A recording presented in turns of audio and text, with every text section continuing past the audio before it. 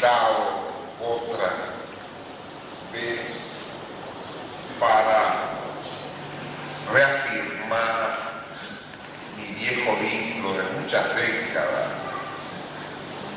intelectual, personal, con el estimado amigo Ramos Belardo, con que me honro también en ser ya uno de sus muy antiguos amigos. Pero no es solo asunto de amistad, porque ha sido una amistad que surgió en función a una serie de objetivos esenciales de la Argentina y de Uruguay. Y me parece que yo podría hacer desde el ángulo del Uruguay hoy algunas reflexiones que podrían serles útiles, porque me parece que estamos ante los hechos más importantes de la historia, el hecho más importante de la historia de América Latina desde su independencia. Y el hecho ese se llama Mercosur. Me parece que el Mercosur es el giro más hondo en cierre de todo lo que nos ha ocurrido desde 1810 u 8. Y me parece que nos exige un replanteo total, tan hondo como los acontecimientos del 89 al 91 en la URSS y en Europa oriental a escala del mundo. Pero nosotros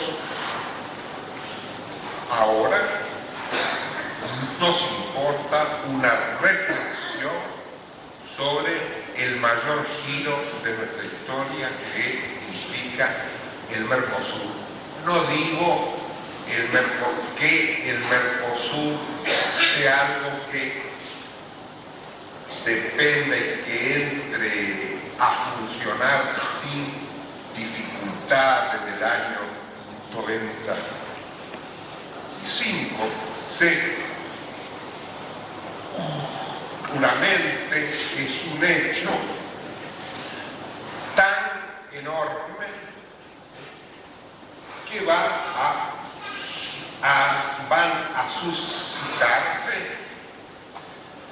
dificultades acordes a su enorme importancia. Yo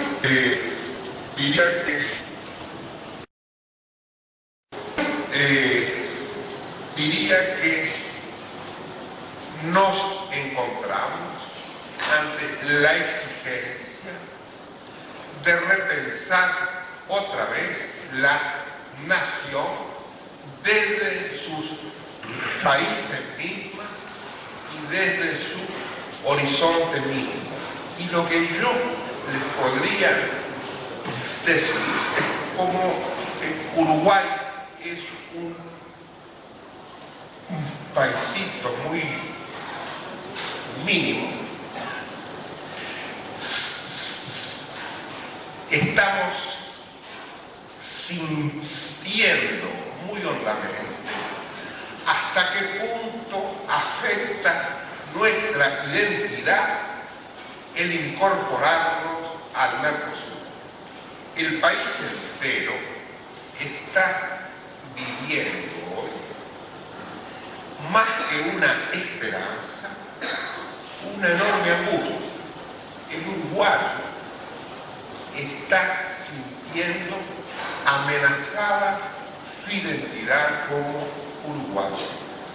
Está sintiendo que su incorporación al Mercosur le pone un signo de interrogación a lo que él ha sido como nación. Y me parece que eso es verdad. Y me parece que eso es un adelanto de lo que le va a pasar intensamente, en forma más lenta, pero no menos real, a la Argentina y al Brasil. O sea que Argentina y Brasil se pueden dar el lujo aún de suponer que su autoconciencia nacional no va a ser afectada por el Mercosur y que el Mercosur es un acuerdo puramente económico, que es solo un asunto de empresarios, que es solo un asunto de intercambio. Y eso es una vista totalmente superficial, porque esto afecta la convivencia en profundidad y el proyecto en común del pueblo argentino, del pueblo brasilero, desde las raíces de los dos pueblos en un horizonte común. Y esto implica una revisión minuciosa de cómo nos hemos autocomprendido históricamente, tanto los argentinos como los brasileños. Ustedes aún, como son, digamos, los importantes del Mercosur junto con los brasileños, no se dan cuenta, como nos podemos dar cuenta los uruguayos, hasta qué punto los nuevos acontecimientos nos ponen en jaque lo que hemos sido hasta hoy y nos exigen una reconversión radical. Entonces, intentando entender algo, esto,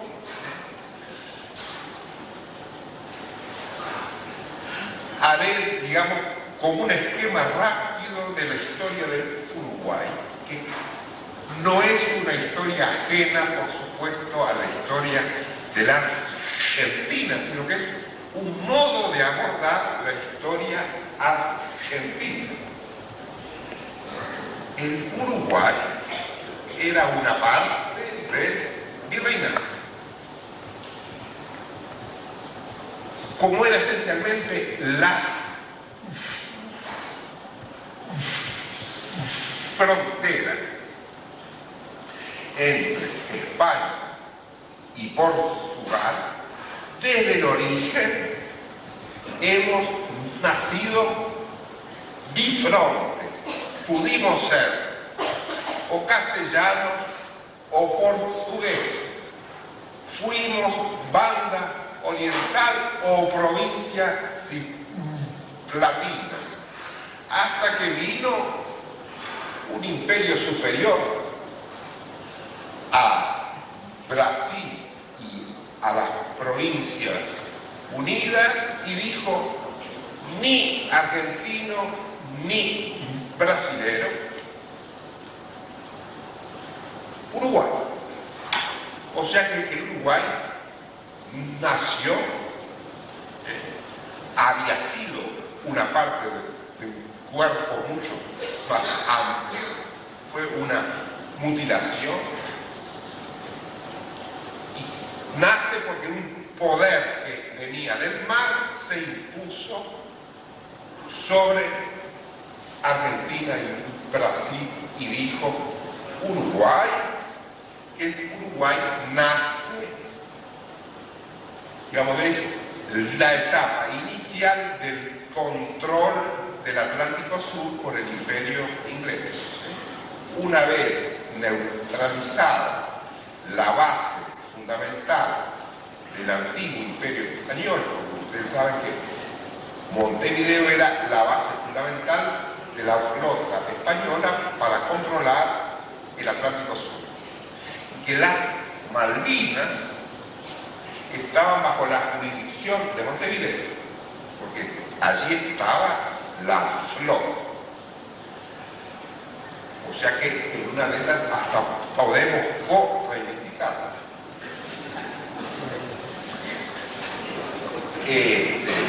Y que la operación complementaria de la independencia que impuso el imperio inglés a Argentina y Brasil fue la ocupación de las Islas Malvinas 5 años después de haber inventado el Estado uruguayo. Y eso, digamos, generó el control inglés del Atlántico Sur. El imperio inglés se liquidó en la Segunda Guerra Mundial. Nosotros somos una generación, nosotros digo Abelardo y algunos otros, no todos,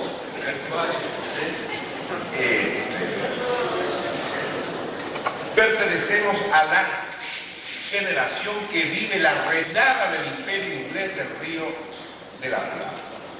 En Uruguay eso fue muy nítido. Los ingleses entre el año 47 y 50 abandonan los ferrocarriles, los corrientes, ¿no? Pasan todo, es decir, era el símbolo que se retiraba. Y entonces, en aquella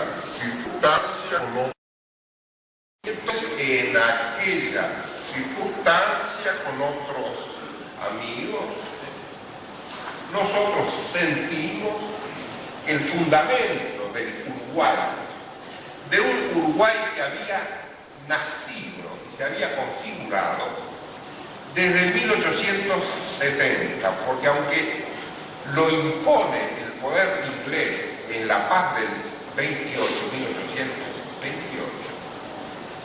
hay un interregno que es la guerra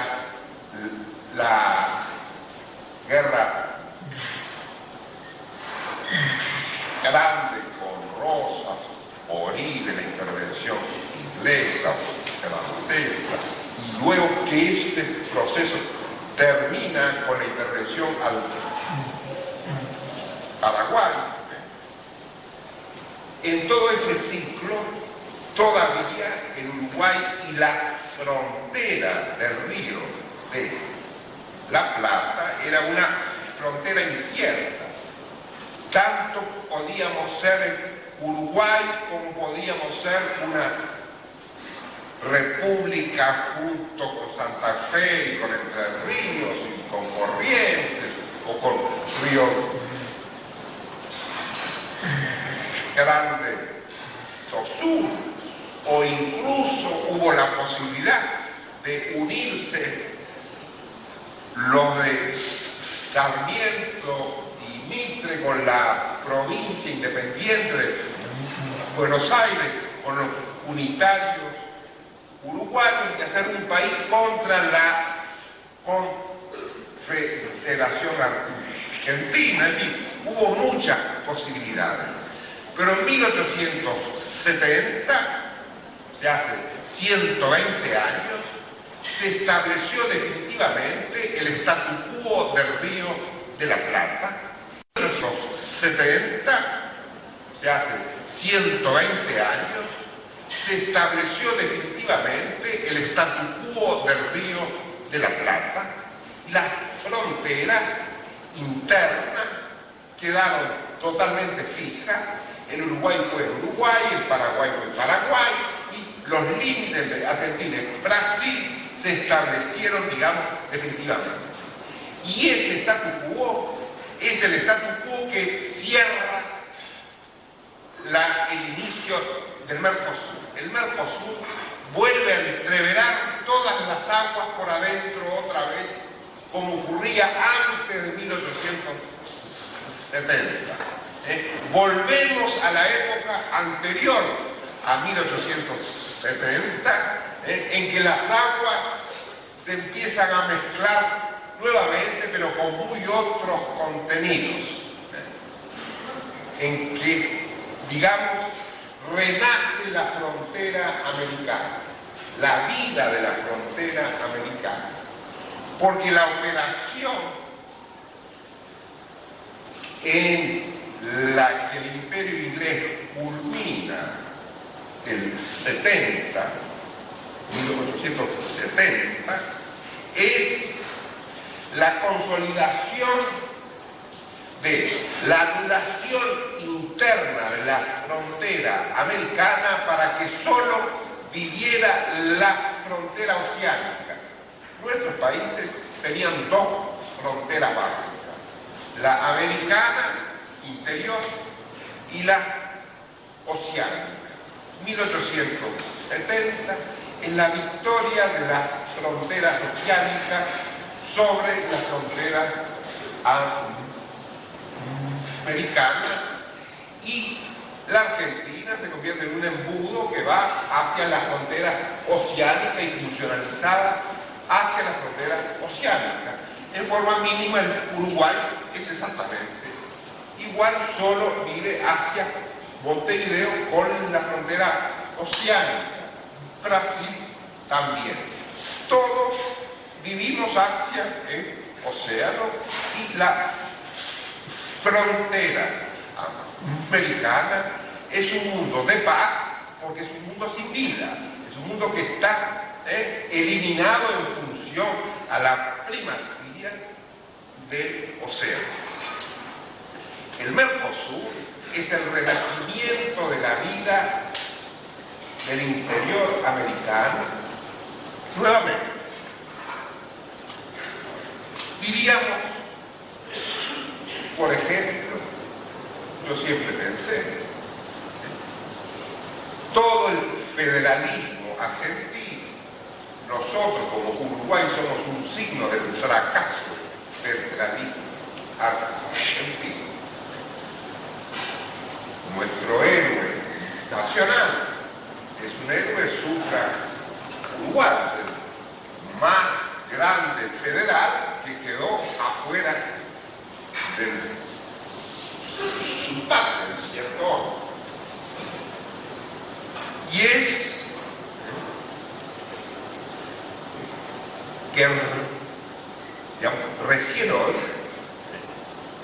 empieza a ser posible la vida de la América interior por sí misma. Recién Córdoba se va a poder ligar directamente con San Pablo, con Porto Alegre, con Asunción, con Manaos, con Jujuy, con Santa Cruz, y con Asunción, y con Santa Catalina, etcétera, etcétera, que hace que por primera vez no se tenga la necesidad de pasar por las orcas caudinas de la frontera oceánica controlada por Buenos Aires. Es la primera vez que empieza a ser posible la verdad de una vida interior americana. No, por supuesto, para eliminar la frontera oceánica, porque eso es imposible, pero para hacer que no sea la única, porque el dominio de la frontera oceánica ha sido también el dominio de una gigantesca alienación cultural e intelectual, histórica, política y económica en relación a nuestra propia identidad. Entonces, aquí comienza el río de mi país, de mi padre, de mi barrio. Porque yo siempre consideré que tan patria mía era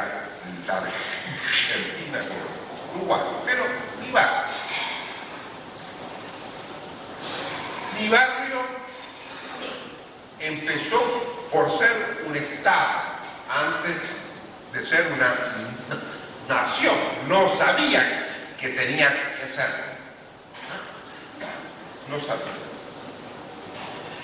Antes que la nación estuvo la división de blancos y colorados, unitarios y federales, porque estaban divididos por los conflictos mucho más amplios de nuestro ámbito natural.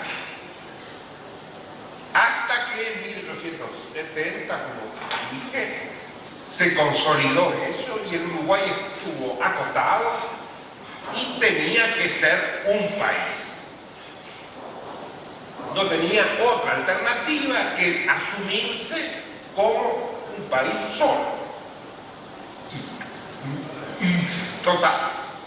Y entonces ahí nace la primera generación uruguaya que inventa todos los mitos de la nación uruguaya.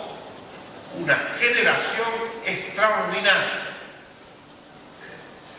Una generación que le dio sentido a la convivencia de una comunidad que se encontró con que tenía que continuar viviendo en un ámbito en que acostar y justificar su vida ese ámbito.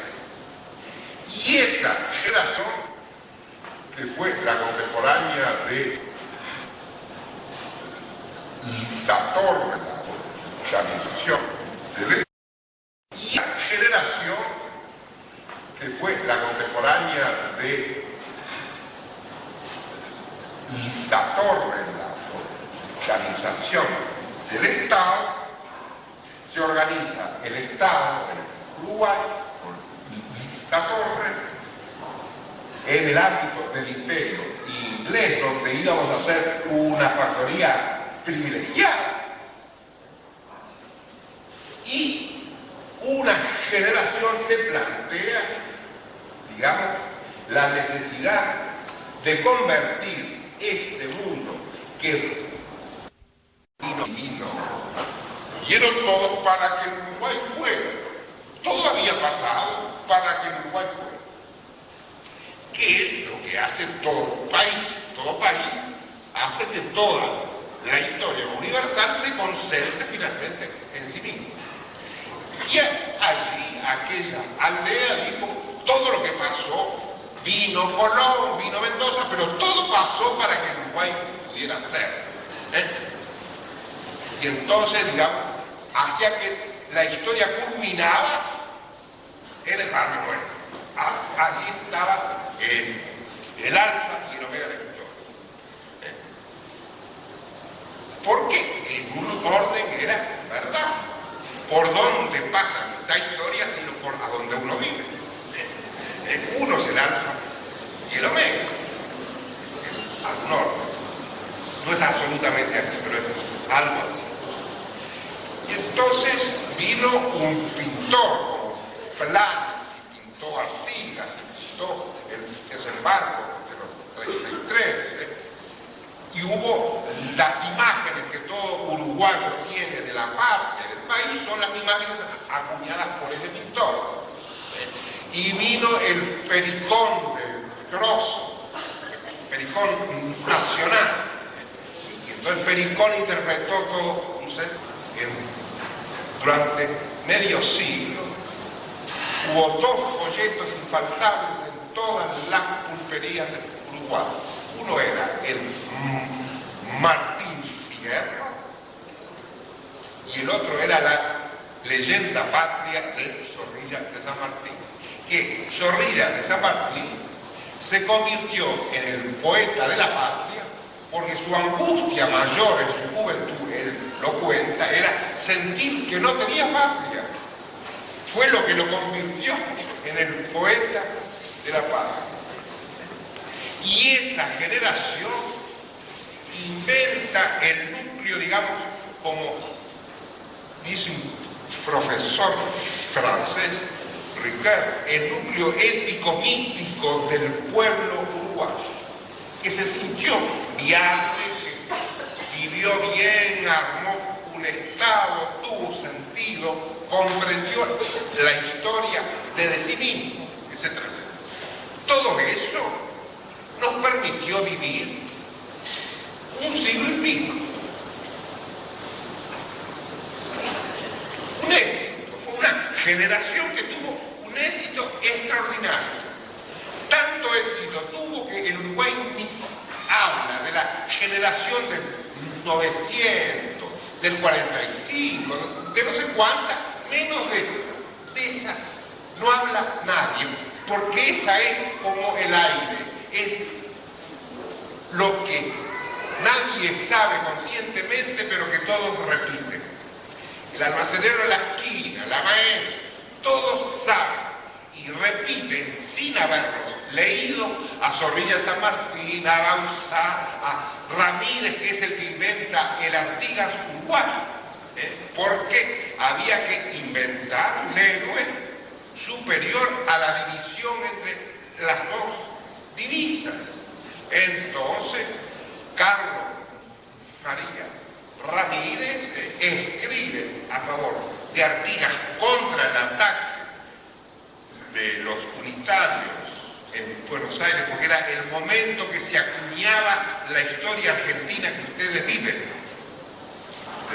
La de Mitre, el Belgrano de Mitre es del 77, el de Fidel López es del 83, 84.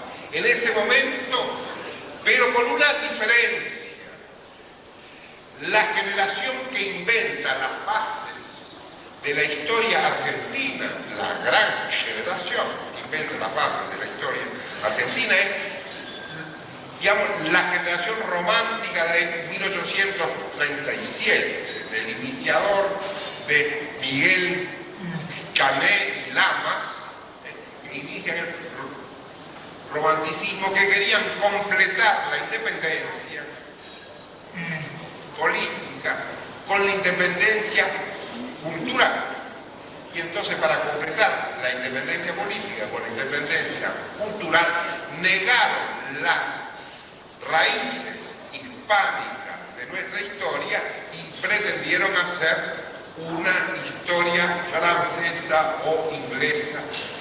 Por esa vía curiosa se plantearon la generación romántica, es por la negación de las raíces que quisieron inventar raíces nacionales que les resultaron francesas e inglesas. Digo, esa primera generación romántica es la que va a culminar con Mitre y López haciendo la historia argentina. Entre nosotros no, la generación romántica, los contemporáneos, Lamas, Juan Carlos Gómez, son fracasos en el Uruguay. Es una generación que no logra articular nada, porque el Uruguay podía hacer muchas cosas y no pudo articular nada, porque éramos, digamos, una mano, mientras que el resto, la Argentina, tenía una continuidad mucho más honda, era la mayor parte del pueblo. Entonces es la segunda generación romántica del 79 es la que inventa el Uruguay, no como el argentino es otra cosa. Entonces, esos mitos del Uruguay como epicentro de la historia empiezan a resquebrajarse con la retirada del Imperio inglés. Pero no hay ningún mito sustitutivo. Los revisionismos históricos han sido en Argentina y en Uruguay. Esos mitos del Uruguay como epicentro de la historia empiezan a resquebrajarse con la retirada del Imperio inglés. Pero no hay ningún mito sustitutivo. Los revisionismos históricos han sido en la Argentina y en el Uruguay internos a la Argentina sola, o al Uruguay solo, o al Paraguay solo. pero no han sido un replanteo de las raíces en dimensión más amplia, no han sido.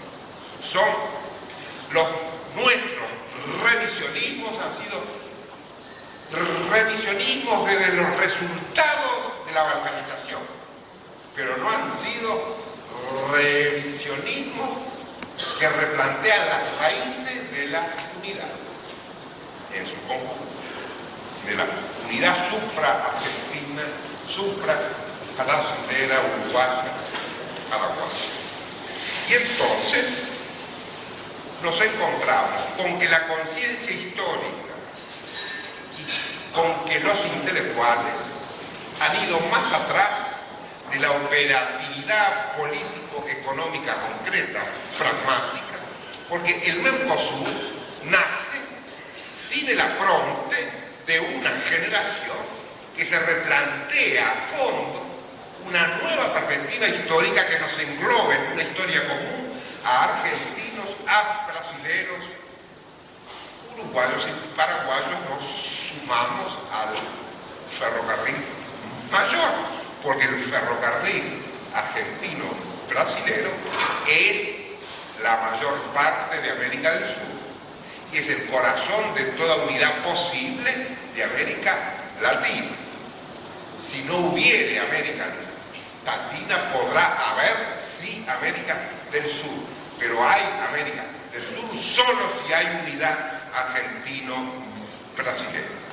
Y eso nosotros lo comprendimos en el momento que se retiraba el Imperio inglés, lo comprendimos y fue para nosotros decisivo el discurso de Perón en el Colegio Militar del año 53, de noviembre del 53, en que Perón le cuenta a los altos mandos sus intentos de hacer un nuevo ABC con Vargas y con Ibáñez y explica las razones de ese nuevo ABC. A mí me sorprendió enormemente, y no olvidé nunca, que en dos oportunidades en ese discurso le dice Perón a los expertos en fronteras al milímetro, o sea, a los militares, les dice: y con Vargas hemos llegado al acuerdo que si tenemos que borrar las fronteras, las borramos. Lo repite dos veces. Yo, que pensaba en aquella época en la gran Argentina y en el gran Brasil, y con mini Uruguay, digo, ¿cómo? ¿Quieren borrar la frontera argentino-brasilera? Cosa que me parecía inmutable, algo hecho por lo eterno, que el eterno había dividido a Argentina y Brasil, y nosotros allí. Entonces me causó un shock tan grande que el presidente de los argentinos, por supuesto, por suerte para Perón, los argentinos ni se enteraron de eso, porque ellos hubieran comido el hígado de indignación.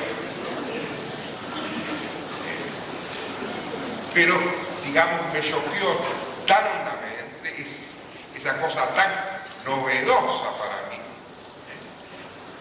Y en el momento que yo sentía que el Uruguay perdía la matriz inglesa que lo había sostenido y entraba otra vez en una época incierta, entonces ahí es cuando me hace comprender que el posible destino del Uruguay fuera no ser ni Argentina ni Brasil y ser la negación de lo uno y de lo otro, sino ser Argentina y Brasil, ser la unidad de los dos, no la negación de los dos, ser nexo entre ellos.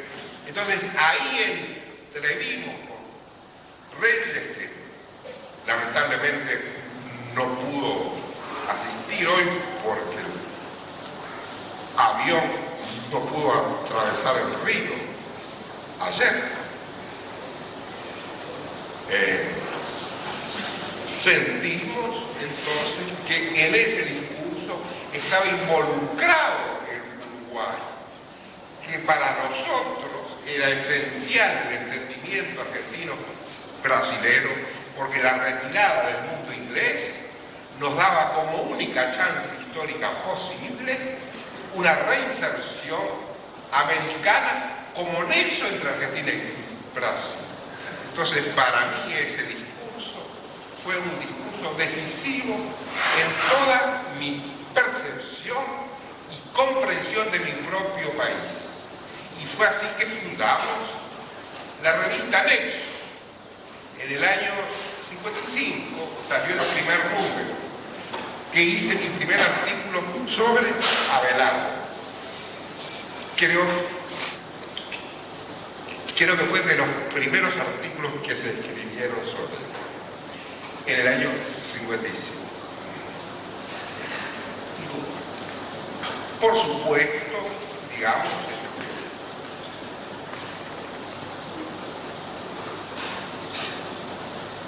desde aquella época, nuestra tesis fue rotundamente unificada y unida. Sin la unidad argentina-brasilera no puede pasar nada de importante en América del Sur, porque el movimiento de unidad tiene que comenzar por lo más nuclear de América del Sur. Y digamos, el núcleo más importante, el núcleo, la acumulación intelectual, técnica, cultural más importante de la América del Sur está entre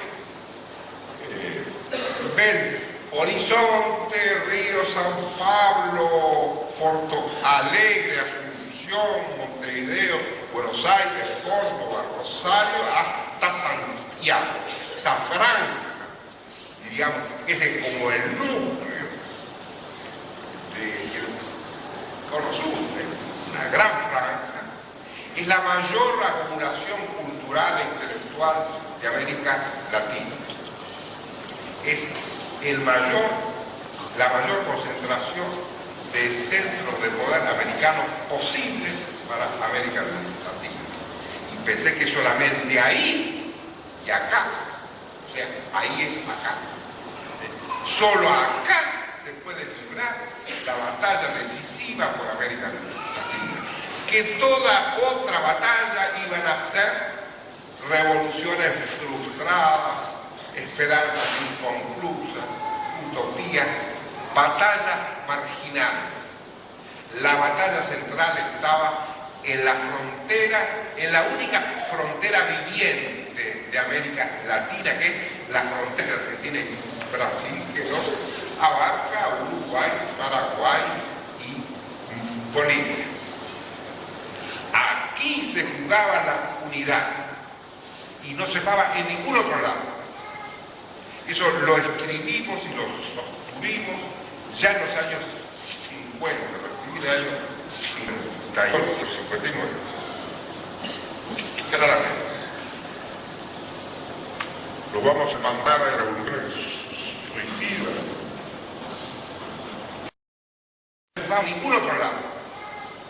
Eso lo escribimos y lo sostuvimos ya en los años 50, en el año 58 o 59. Claramente. Lo vamos a empantanar en revoluciones suicidas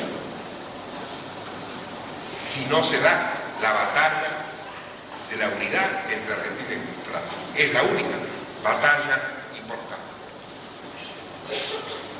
Como el Uruguay no tenía importancia y fuerza para determinar a la Argentina y Brasil a unirse, entonces, digamos, yo cerré mi cuenta uruguaya y me ocupé de otros asuntos muchos años. Actué a escala de América Latina, en el SENA, a niveles especiales. Intenté entender la historia de Brasil y de Portugal tan apasionado estoy para construir o ayudar a construir un siglo XXI latinoamericano, que me apasioné por los orígenes de Portugal.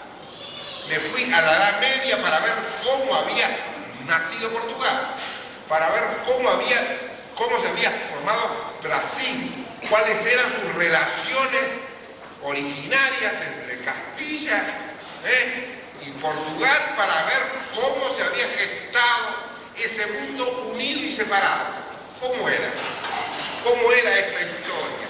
Porque si queríamos tener un horizonte común, teníamos que encontrar las raíces comunes. Porque si no tenemos raíces comunes, no hay horizonte común. Entonces esto me obligó a una especie de salto utópico gigantesco, una utopía uruguaya, de un enanito al que solo le cabía la utopía, hasta que los argentinos y los brasileños hicieran algo. Y lo empezaron a hacer del 85 para acá.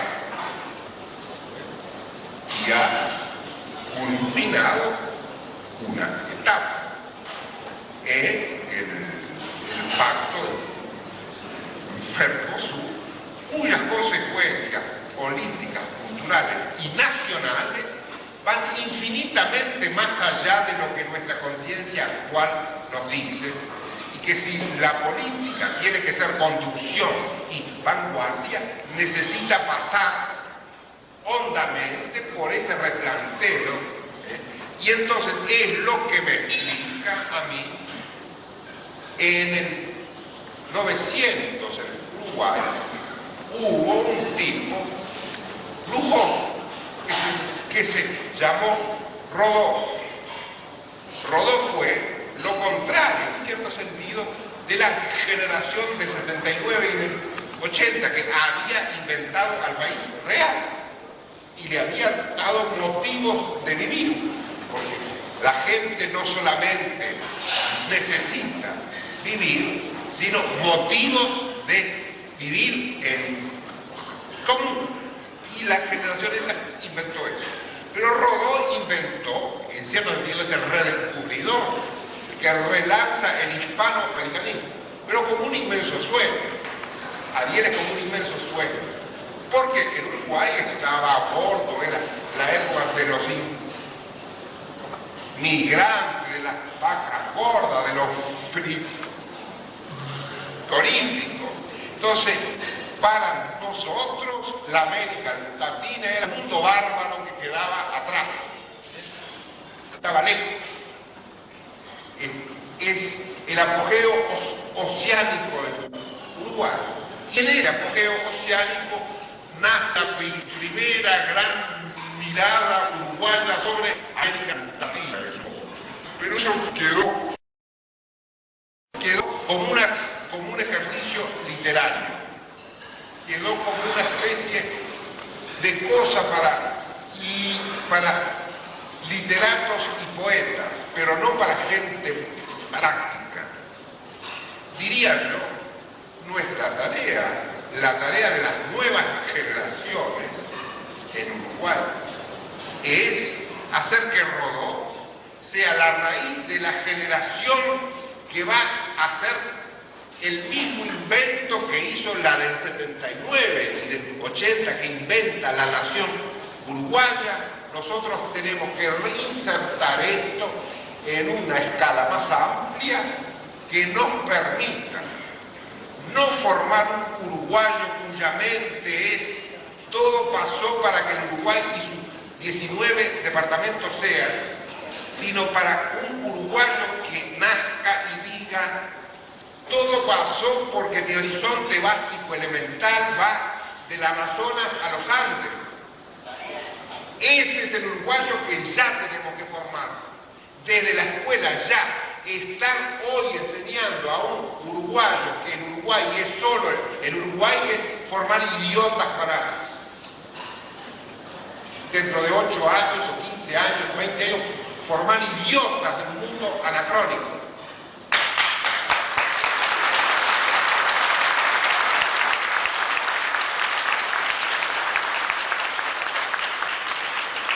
Entonces, y acabo como ya en esta conversación, yo les cuento, digamos, desde mi experiencia, para que ustedes cotejen la de ustedes. Dice, ayudarlos a reubicarse viendo por contraste o por similitud la forma en que uno se va reubicando ante el acontecer. Pero me parece que tenemos que distinguir con nitidez dónde están las batallas fundamentales y las batallas secundarias. La batalla fundamental gira alrededor de la puesta en marcha del Mercosur, con todo lo que implica, que es casi inimaginable para todos nosotros.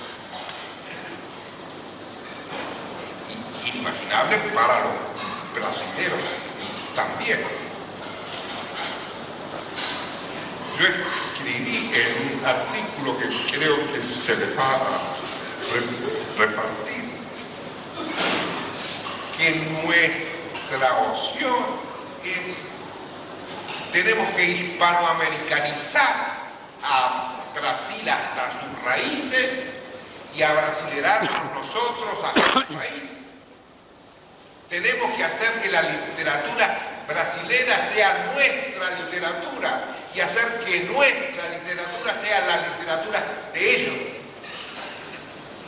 Y así en todos los órdenes, no solo en el intercambio de empresarios. Esta es una historieta que va mucho más allá, que abarca a los trabajadores, la enseñanza, abarca todo, que ni vislumbramos hasta dónde esto llega. Y que, por supuesto, lo estamos haciendo en condiciones defensivas y difíciles. Defensivas y difíciles porque el viejo Uruguay, nacido y consolidado en 1870, ese Uruguay no puede existir más. Está condenado a muerte. Y el uruguayo, yo también, soy hijo de eso.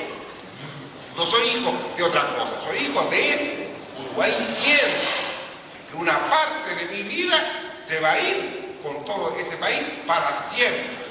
Pero mi obligación es abrirle el paso a mis hijos, a las generaciones que no quiero que se encierren en una tumba sin destino.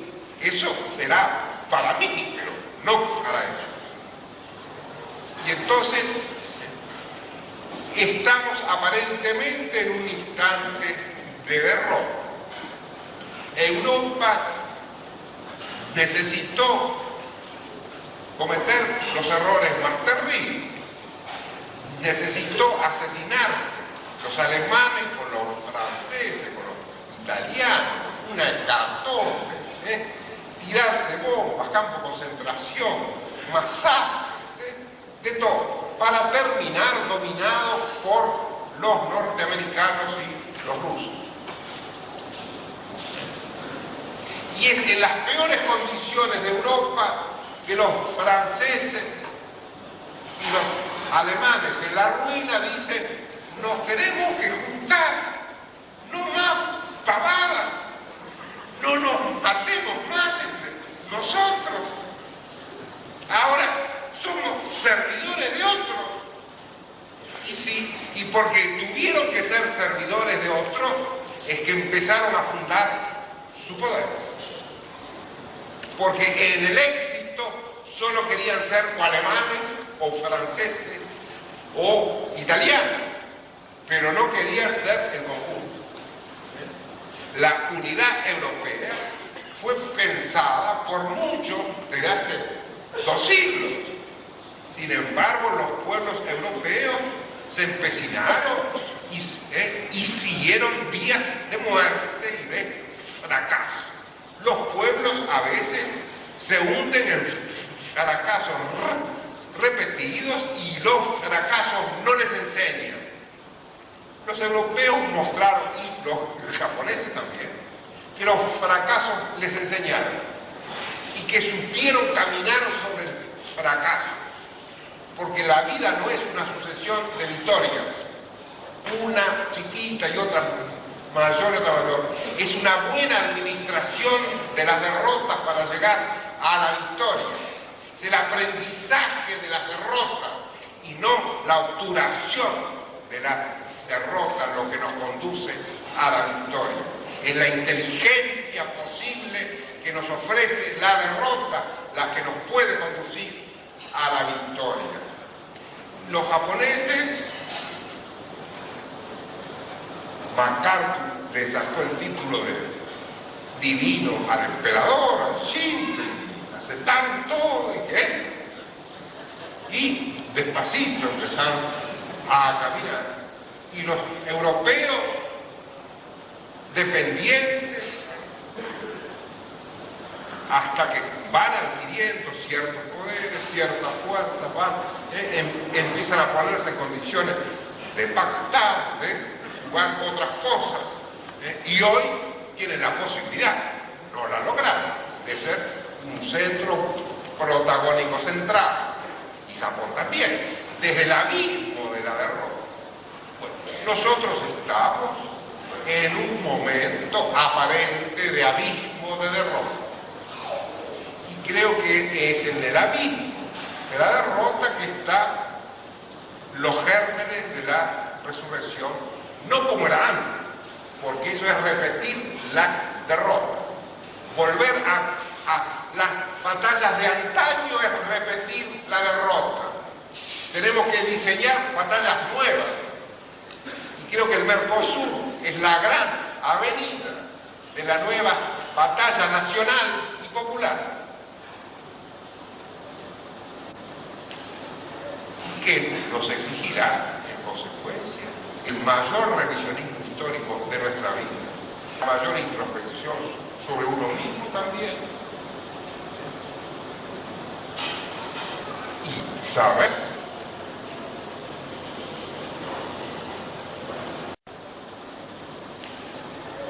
que nos exigirá, en consecuencia, el mayor revisionismo histórico de nuestra vida, la mayor introspección sobre uno mismo también, y saber que solamente por la derrota hemos cerrado definitivamente el ciclo de las balcanizaciones que nos han separado y podemos recuperar por primera vez en forma efectiva y práctica y concreta los lazos del renacimiento de la frontera americana por sobre la frontera oceánica.